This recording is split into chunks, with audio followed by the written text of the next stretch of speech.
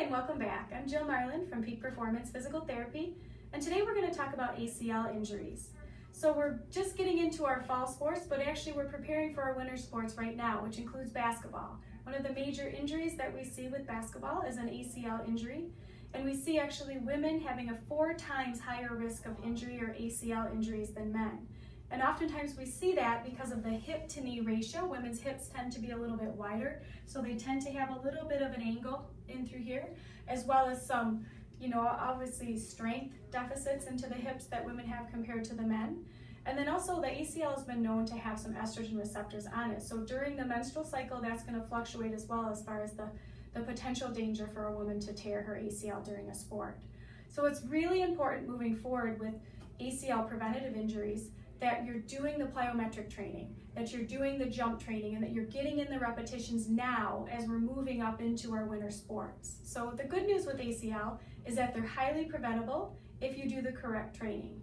So the next videos, we're going to show you some of the incorrect form and some of the correct form for ACL training that you can do as you're preparing for your winter sports. Thanks, guys. Hi, and welcome back. We're going to talk about some plyometric training today. We talked about one of the major injuries of ACL tearing is the weakness of your hips and some of the caving down through your knees. So we're going to talk about how to prevent that and how to prevent ACL injuries. The great factor with all of this is that ACL injuries are highly preventable if the correct training is implemented.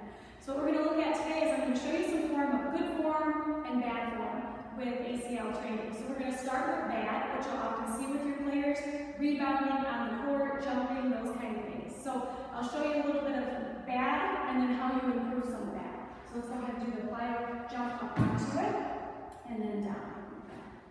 Great. So when you saw that mechanism, when you saw her take off, you saw her drop in. So the angle between her hip and knee increases. It's going to drop in, and then as you see her land in this position, you're going to see the angle drop in that position. That puts a tremendous amount of strain on the ACL and the medial meniscus and has the potential for increased tears without any contact even present. So I'll show you, we'll change that mechanism a little bit as far as the jump mechanism, maintaining alignment and nice soft landing, so you're cushioning. So let's go ahead and do a good plyo jump there, good, and then down, forward.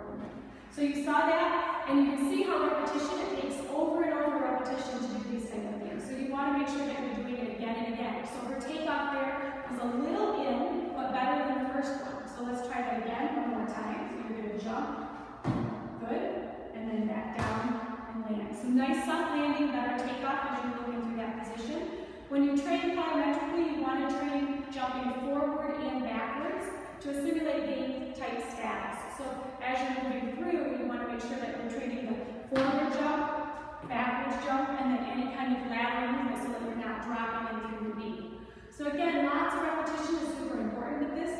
Great jump training and overall good stability through the hips and making sure your ankles are nice and aligned. So keep up with the repetitions, keep training